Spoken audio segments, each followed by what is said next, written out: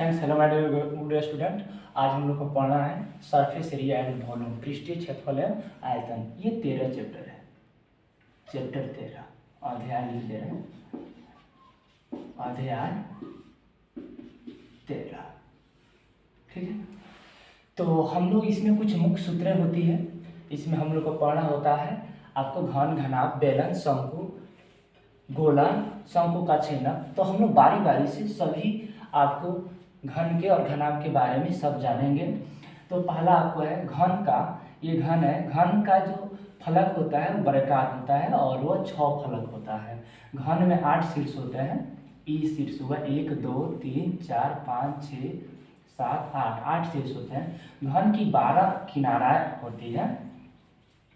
घन का कुल पृष्ठीय क्षेत्रफल, कुल को यहाँ देखिए, कुल पृष्ठीय क्षेत्रफल को हम लोग इंग्लिश में टोटल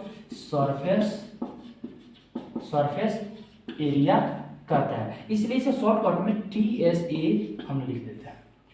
और ठीक है, और सरफेस एरिया को हम लोग केवल SA से सूचित करेंगे। क्या चीज से? SA से सूचित करेंगे।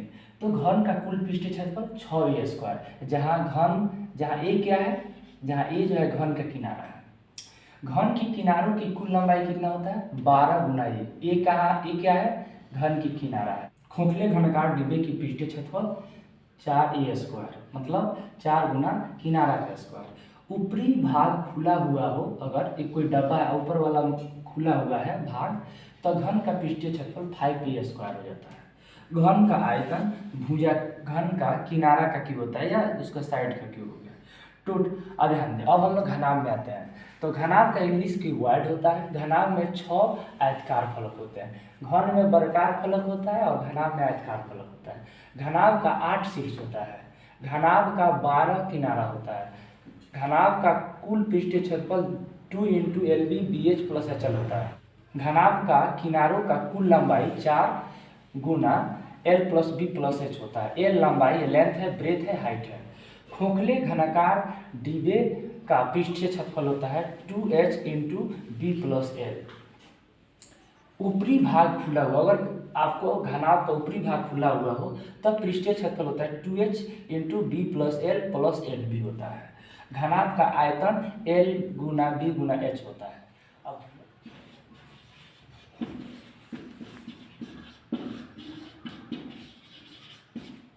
अब हम लोग को पढ़ना है सिलेंडर, बेलन।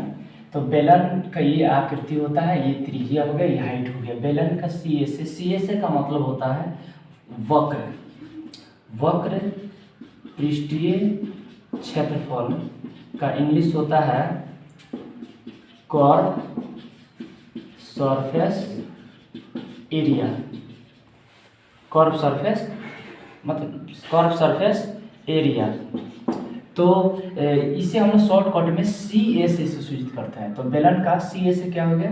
2πr। बेलन का टोटल सरफेस एरिया क्या हो गया? 2πr × H + L r। बेलन का आयतन πr²H। अब हम लोग आते हैं शंकु में आते हैं। शंकु का ये आपको ग्राफ होता है, शेप होता है। ये जो है आपको तिरछी ऊंचाई है, जिसे इंग्लिश में लेटरल हाइट कहते हैं। इसे L से सूचित करते हैं। ये हाइट हो गया, ये रेडियस हो गया। शंकु का तिर्यक ऊंचाई L बराबर होता है यहाँ पे √r² + h²। शंकु का CSA πrl, मतलब वक्र पृष्ठीय क्षेत्रफल πrl होता है। शंकु का total surface area πr × L + r होता है। शंकु का आयतन 1/3 πr²H होता है। ठीक है, अब हम लोग आते हैं गोला। गोला का ये आपको शेप होता है। गोला का इंग्लिश में स्फेरिकल कहते हैं। गोला का CSA 4πr² होता है, मतलब कर्व सरफेस एरिया यहाँ हम लोग कर सकते हैं, या इसे टोटल सरफेस एरिया भी हम लोग बोल सकते हैं।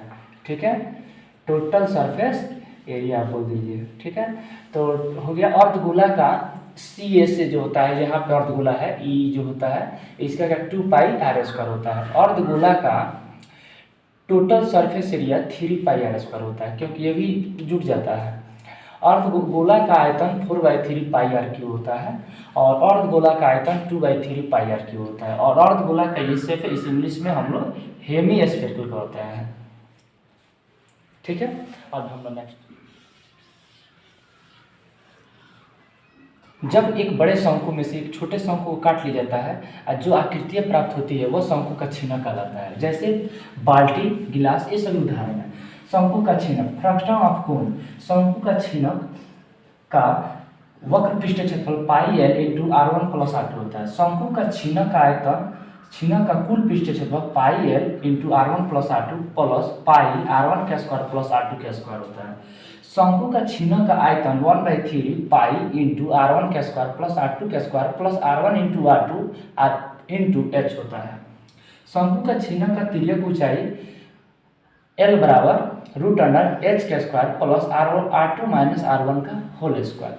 अब आता है प्रश्न कुछ ऐसे आता है कि जब एक गोला है और उस गोले के एक बड़े गोले को पिघलाकर उसको गोले में परिवर्तन किया जा रहा है तो क्या होगा, शंकु का आयतन बराबर गोला का आयतन, क्योंकि जब एक ठोस को दूसरे ठोस में रूपांतरित करने पर उस ठोस का आयतन वही होता है। अर्थात हम लिख सकते हैं कि पहली ठोस का आयतन बराबर दूसरी ठोस का आयतन। और इस प्रकार से ये सारे मुख्य जो सूत्र हैं, इस सूत्र को कॉन्सेप्ट रखने से आपको सरफेस एरिया एंड वॉल्यूम जितने सारे प्रश्न हैं हम लोग सावधानी पूर्वक और सरल तरीके से इसे हल कर सकते हैं। थैंक्स।